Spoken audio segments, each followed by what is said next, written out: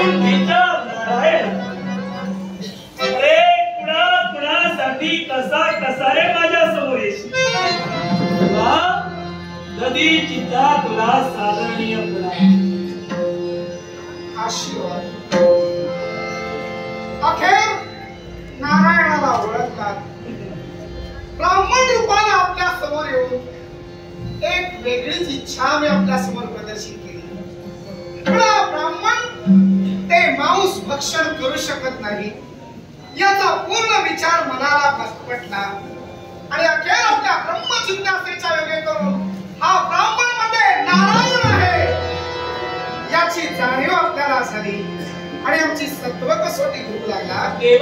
नारायण भोजन करशील का हे ब्राह्मणाला विचारत नव्हता, हे तुम्ही नारायणाला विचारत होता ते लक्षात ठेवा। नक्की तो ब्राह्मण विप्र याच्यात नव्हता याची पूर्णता खात्री आम्हाला होती आणि म्हणूनच पुन्हा आम्ही आमच्या शब्दावर थांबत होतो। हे कधीची महंत आम्ही तुमच्यापर्यंत आलो तुमचं सत्व भ्रष्ट करण्याचा विचार आमचा होता।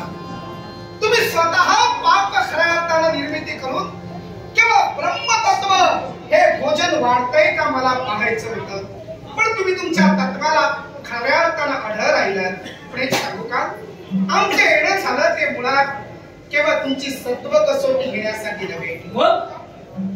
ब्रह्मपुत्र राजा अक्षु या शुभाशी झालेला आपला वाद मित्रात निर्माण झालेला वैरत्व तेच वैरत्व केवळ थांबविण्यासाठी आणि या मित्राची त्या मित्राशी पुन्हा हाती हात देऊन मैत्री संपादित करण्यासाठी आमचे येणं झालं। देवा म्हणजे भूतलावर जो वाद चालू झाला त्याची झळक वैकुंठात पोचली म्हणायला हरकत नाही।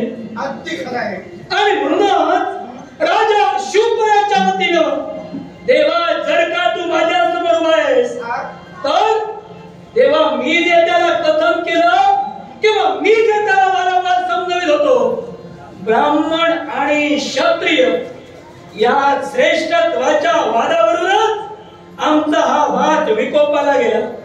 परिपरीनं समजाविलं या विश्वात ब्राह्मणे श्रेष्ठ आहे। मग देवा मी जे बोललो किंवा मी जे सांगत होतो देवा चुकीचं होतं का? आपल्या वतीनं आपण चुकीचं म्हणत नाही। मी तर म्हणे शुभराजानं जे आपल्याला सांगितलं ते त्याच्या वतीनं तरी चुकीचं कुठं होतं? तुम्ही म्हणाल की केवळ ब्रह्महत्या शिवशंकरांच्या मागे लागली। नक्की त्याच्या अगोदर ब्रह्मदेवांचं शिरकमल तोडीला गेलं ते केवळ शिवशंकरांकडून आणि तीच ब्रह्महत्या शिवशंकरांच्या मागे लागली। शिव काशीत जाऊन लपले, काशीतून बाहेर येईना तेव्हा त्याच कृत्येची समजूत आम्ही काढली। आता जशी तुमच्यापर्यंत आलोय काढायला तशीच ती समजूत काढत असताना तिला 3.5 रक्तघट मागितला। उंटाच्या कानाला लागेल एवढा एक रक्तघट आणि दुसरा रक्तघट म्हणजे उंटाच्या बेंबीला लागेल एवढा दुसरा रक्तघट अर्थात तो अर्धा आणि कानाला लागेल असे 3 रक्तघट। मग 3.5 रक्तघट देण्याचा शब्द जर का तुमच्या शिवशंकरांसाठी या नारायणानं दिला आणि ती कृत्या पुन्हा मागे गेली तर तुमचे शिवश्रेष्ठ ते कसे काय? देवा तू म्हणे विश्वाच्या ठिकाणी त्या कृत्याला शब्द दिला आणि 3.5 रक्तघट तू तिला पुरविण्यासाठी तत्पर झाला। निश्चितच पण देवा अरे विश्वाच्या ठिकाणी विश्वगडी ज्यावेळी विस्कळीत झाली हे देवतांच्या ध्यानी आलं आणि शिवशंभू महादेवांची गरज या विश्वाला आहेच हे ज्यावेळी प्रत्येकाला कळलं तेव्हा जे तू कृत्य केलंस आणि मी सुद्धा अजूनही माझ्या मतावर म्हणूनच ठाम आहे की शिवशंभू भरणं विश्वाच्या ठिकाणी शिवशंकरांची गरज विश्वाला आहे म्हणून नव्हे तर रजतम सत्व या त्रय तत्वांनी कसं चालावं या विश्वात हे अधिष्ठान कसं राखावं याबाबतचा विचार विनिमयासाठी शिवांना आम्ही वाचविलं। नपेक्षा या विश्वात ब्रह्मा शिव आणि विष्णू या त्रय देवतांनी आपल्या जबाबदारी सोडल्या होत्या। ब्रह्मदेव जन्माला घालण्याचं त्यांनी बंद केलं होतं। जीव कुणालाही जीव शिवाला जन्माला घातलं जात नव्हतं. जन्माला घातलं नाही म्हटल्यानंतर वैकुंठीच्या नारायणाने पालन करण्याचा संभव उद्भवत नाही. शिवाय शिवशंकरांनी केवळ संहार करण्याचं बंद केलं तर देवता आपली कामं सोडून शांत बसून राहिले. तेव्हा या अखिल विश्वाच्या ठिकाणी एकांतात बसले असताना एक प्राणी त्यांच्या डोळ्यासमोर दिसला. ज्या प्राण्याला 8 पाय होते, ज्याचं शिरकमल एखाद्या प्राण्याप्रमाणे होतं पण शरीर मात्र पक्षाप्रमाणे होतं. अशा प्रकारे फार वेगळा प्राणी त्यांना दिसला. नेमका प्राणी म्हणावा की पक्षी म्हणावा हे त्यांना तिघांनाही कळत नव्हतं. सहज ब्रह्मदेवांना विचारलं की ब्रह्मदेव सांगा, हा प्राणी तुम्ही जन्माला घातलात का? ब्रह्मदेव नाही म्हणाले, आम्ही जन्माला नाही घातलं. या वैकुंठीच्या नारायणाला म्हटलं, आम्ही पालनही केलं नाही. तुझ्या शिवाचं रुद्र म्हणून संहार करण्याचा विषय दूरच राहिला. मग त्याच वेळी त्या प्राण्यानं आम्हा तिघांनाही आपल्या उदरात घेतलं आणि उदरात अनंत ब्रह्मांड दाखविली. ब्रह्मा शिव विष्णू असे अनेक हजारो त्याला दाखविलं. मग तो जर आमच्यापेक्षा श्रेष्ठ होता तर केवळ शिव आणि विष्णू वाद करण्याचा तुम्हाला अधिकार दिलाच कोणी? हे भाष्य तू या कधीची समोर करतोय. निश्चितच देवा, याचे पुरावे आमच्या जवळ सुद्धा आहे. मग पुरावे द्या म्हणतोय नदीची महान. जो पक्षी तुमच्या समोर होता, पक्षी की प्राणी संभ्रम निर्माण झाला होता. देवा, तो आदी अनादी ओंकार स्वरूप होता. ओंकार म्हणजे ब्रह्म हो आणि ब्रह्म म्हणजे ब्राह्मण हो आणि याच ब्रह्मतत्वावर आम्ही अजूनही अडळ आहोत आणि म्हणून हे ब्रह्मतत्व आम्ही श्रेष्ठ म्हणत आहोत. मग राजा शुभ मुळात ब्रह्म नव्हे का? ब्रह्मदेवाचा पुत्र ब्राह्मण नाही का? पण त्याच केवळ शुभ राजानं आपलं क्षत्रियत्व स्वीकारलं आणि आपल्या जीवनात आपल्या कुळाचारात बदल घडला आणि जेव्हा क्षत्रिय म्हणून या विश्वाच्या ठिकाणी वावरू लागला, मग क्षत्रिय आणि ब्रह्मतत्वात श्रेष्ठत्वाचा वाद तुम्ही निर्माण केला. नदीची महन, मला सांगा, तुम्ही कुठल्या कुळात जन्माला आलात? तुमची शाखा, तुमचे पूर्वज आम्हाला कळतील का? देवा, तुला ज्ञात नाही का? नाही, मला कळत आहे. तुला विसर पडला असेल तर देवा, मला या गोष्टीचा विसर पडला नाही. ब्रह्मदेवांचा पुत्र भृगु, भृगुची पत्नी पुलमा, भृगु आणि पुलमा यांचा पुत्र चौवन, चौवन यांची पत्नी सुकन्या आणि यांचा कुसुमानंद करण्यासाठी ज्याचा जन्म झाला तो तुझ्या समोर आहे. तो हा ऋषी. भृगु महंतांचे पुत्र चवन आणि चवनाचा पुत्र म्हणजे दधीची. मग भृगु महंत माझे कोण माहिती असतीलच. भृगु महंत नात्याने तुमचे सासरे. मग आम्ही जन्माला. मग जर भृगु महंतांची कन्या म्हणजे लक्ष्मी, नमोस्तु देव ही भृगुनंदनाय, नमस्तु विष्णू हृदयी स्थिताय, नमस्तु लक्ष्मी कमलालयाय, नमस्तु नारायण वल्लभाय. भृगु महंतांची कन्या लक्ष्मी ही माझी पत्नी. मग शुक्राचार्य माझा कोणी नक्कीच माहित असेल. नक्कीच. देवा, शुक्राचार्य हा तुझा मेवणा आहे. मेवणा नव्हे, अवजड दुखणा आहे. या नारायणासाठी अवजड दुखणं आहे आणि त्याच शुक्राचार्याला म्हणजे त्या शुकाला ज्यानं खऱ्या अर्थानं पाठिंबा दिला ते तुमचे शिव, ते त्यापेक्षाही माझं दुखणं आहे. देवा, कारण शुक्राचार्यानं केलेलं कपट, केवळ देवतांचा गुरु कोण हा विचार ठरला गेला. तेव्हा स्पर्धा लागली गेली. जो प्रथमतः देव दरबारी पोहोचेल आणि आपल्या ज्ञानाचं प्रदर्शन करेल तो देवतांचा गुरु ठरेल. तेव्हा प्रथमतः पोहोचले बृहस्पती महंत. बृहस्पती महंताने आपल्या ज्ञानाचं विवरण केलं आणि त्यांना गुरुपद मिळालं. पण आपण स्पर्धेत उशिरा पोहोचलो, आपण टिकू शकलो नाही. हा राग केवळ आला तो शुक्राचार्याला. आणि त्या शुक्राचार्यानं दानवांचा पाठबळ स्वीकारून दानवांना पाठबळ देण्याचा विचार केला. दानवांसाठी तो उभा राहिला. पण केवळ संजीवनी मंत्र त्याला कोणी दिला असेल तर तुमच्या शिवानी हात दाखवू नका, ते चुकीचं केलं. शाबासकी आपली आपल्याला घेऊ नका, कारण त्या शिवानं संजीवनी मंत्र दिला. म्हणून केव्हा या नारायणाला, केव्हा या पृथ्वीवर दाह सहन करावा लागतोय, पृथ्वीवर भोग भोगावे लागतात ते शिवशंकरांमुळे. आणि म्हणून शिवांना सुद्धा मी खऱ्या करतोय देवा शिव तत्व तू सुद्धा कमी मानतोय हो म्हणे शुक्राला आम्ही संजीवनी दिली म्हणजे शिवशंभू भोलेनाथांनी दिली निश्चितच मग देवा मला सांग अरे विश्वाच्या ठिकाणी क्षत्रियांच्या वतीनं तू आहेस आणि राजा शुंभच्या बाजूनं तू माझ्याशी भांडणाचा कर्तव्य करतोय मग ज्या माझ्या पितृदेवतेनं म्हणते चौवन भार्या मानत हे ज्यावेळी ध्यान धारणेसाठी बसले त्यांच्या अवतीभोवती एक वारुळ निर्माण झालं आणि त्यावेळी क्षत्रिय राजकर्ता राजा शर्यती याची कन्या सुकन्या ही तिथपर्यंत आली आणि त्यावरला चमकणारी एखादी गोष्ट दिसते म्हणून सहज तिनं काट्याच्या चमकणाऱ्या वस्तूत घातल्या त्या म्हणजे आमच्या पितृदेवतेच्या नेत्रात घातल्या आणि आमच्या पितृदेवतेचे नेत्र फोडले मग ज्या क्षत्रियाला आणि ज्या क्षत्रिय कन्येला एका ब्राह्मणाची योग्यता कळत नाही त्या क्षत्रियाच्या वतीनं तेव्हा ब्राह्मणाशी भांडण्यासाठी आला वा वा शाबास अगदी सुकन्या शर्यती राजाची कन्या हिने आपल्या पित्याला उपद्रव दिला जेव्हा वारुळात ध्यानस्थ असताना काहीतरी चमकतं म्हणून दोन काठ्या त्यांच्या नेत्रात खुपसल्या त्यांना अगदी म्हणजे त्यांना खूप भयंकर जखमा झाल्या आणि यामुळे केव्हा तुमच्या मनाला वाईट वाटलं की सुकन्या तुमची कोण सुकन्या आमची मातृदेवता शाबास म्हणजे त्याच क्षत्रियाची कन्या सुकन्या तुमची आई मग तुमचे पिता ब्रह्म म्हणजे ब्राह्मण आणि माता क्षत्रिय मग तुमचं बरं चाललंय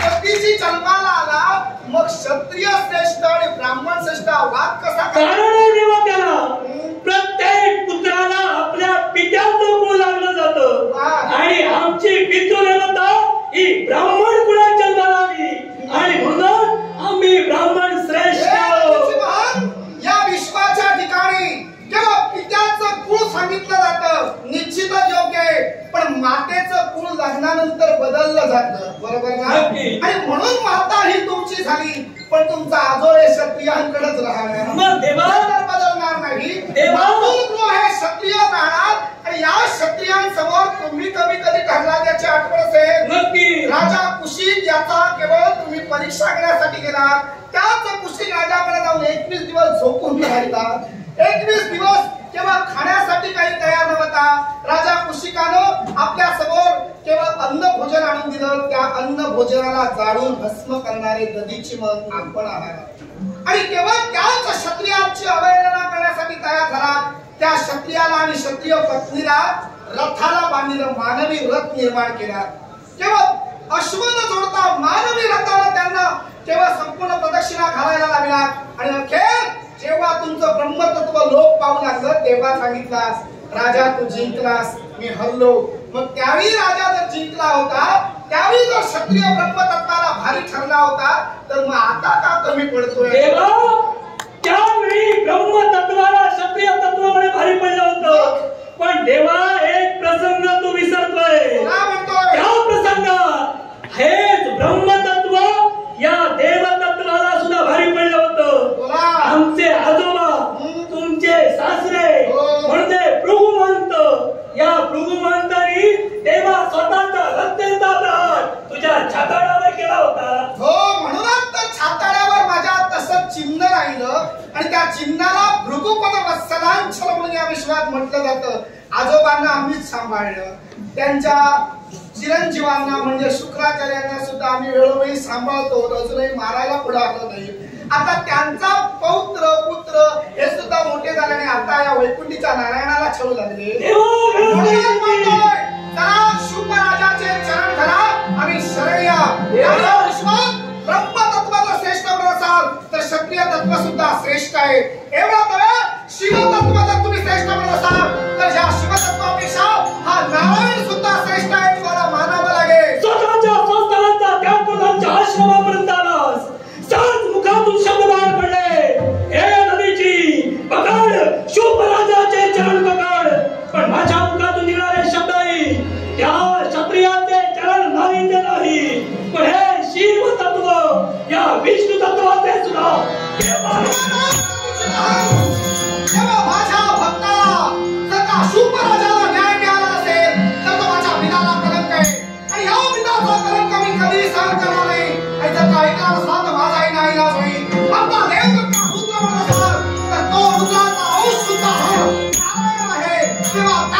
महाराज रूप मला घ्यावं लागेल. देवा या विश्वाच्या ठिकाणी शिव तत्व हे अस्तित्व या विश्वाच्या ठिकाणी मोठं आहे. हे सिद्ध करण्यासाठी या विश्वात तू किती रूप घे, तुझ्या प्रत्येक रूपासमोर हे शिव तत्व श्रेष्ठ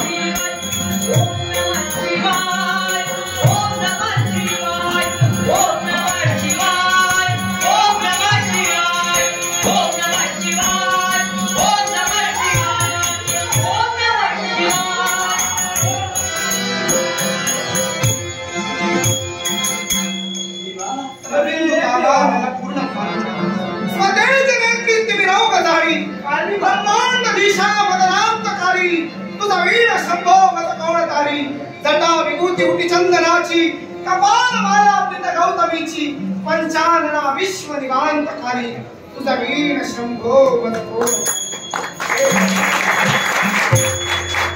देवा प्रत्यक्ष दधीची महंतानी उग्र स्वरूप धारण करावं.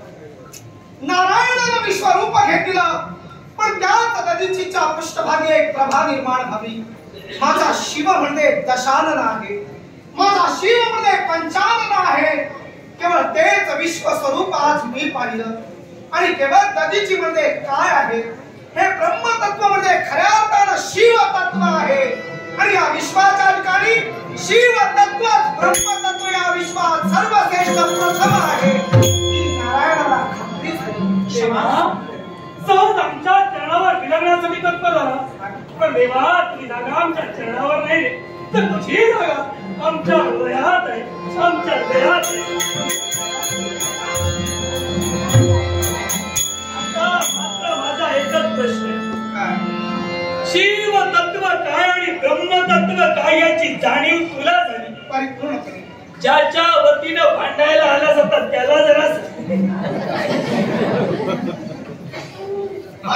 अधिक सांगणे न लगे, सुज्ञासी अधिक सांगणे न लगे, तेव्हा मी शुभराजाला आता काही सांगणार नाही. पाहिलं दादूची, मी सुज्ञ आहे, माझ्या देवाला तरी कळलेलं आहे. शून्य पाय धरणार त्याला मी सांगण्याची. देवा, या मैत्रीच्या नात्यानं आज तुझ्या सुद्धा या तत्वाला अनुसरून तळपायाच्या मस्तकाला भिडली. मी माझ्या उघड्या डोळ्यांनी पाहिली तुझी कशी आग आग होत होती. पण आता तू तर तुझी आग शांत करतोय तर मी कशाला जळून घेऊ. हे मित्रा, अरे तू माझा मित्र आहेस, आता मित्राचे पाय धरायला लागतो. आणि म्हणून माझ्या देवाला साक्ष ठेवून, ज्या मतात माझा देव आहे त्या देवाला साक्ष ठेवून ते मत मी स्वीकारत आहे. मला क्षमा कर. जसा मित्र पुन्हा होता तसाच मित्र झाला. हे शुभ. आणि म्हणूनच नक्की आता तरी प्रेम झाली म्हणजे नक्की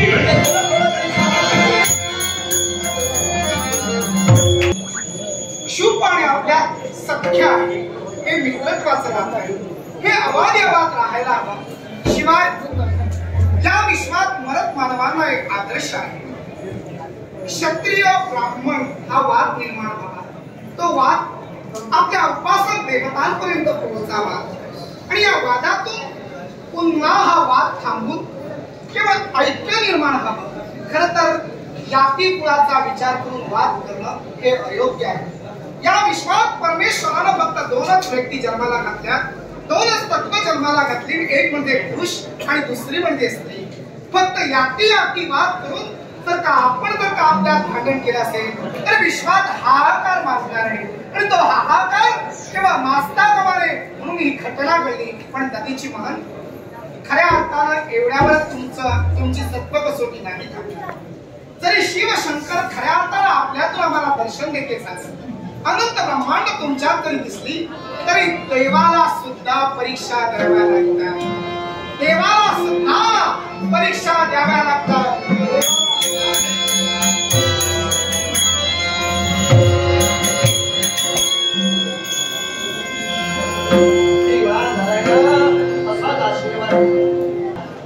हे सौख्य निर्माण झालेलं आहे. आज जी चूक झाली आता याच्या पुढे ती होणार नाही याची सुद्धा मी खात्री देऊ शकतो. आणि म्हणूनच तिला आठवण आली मी येईन देईन. नक्की तू सुद्धा येऊ शकतो. पण एक मात्र करू, आता पुन्हा भेटीसाठी येताना मनात नवीन प्रश्न तयार करून आहे. अरे हे जे आता ते तू दिव्य दर्शन दाखविले हे जर का मला तिथे दाखवलं असतं माझ्या देवाला सुद्धा त्रास झाला. मग नक्की शुभ राजा शिष्य घरात जाईल आम्ही पाहुणचारासाठी.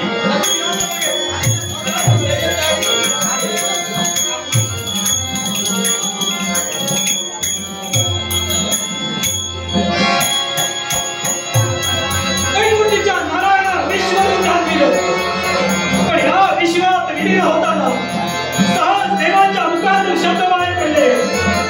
या विश्वात देवांना सुद्धा सत्व परीक्षा द्यावी लागते. देवांना सुद्धा कसोटीच्या कड्यावर लागावं लागतं.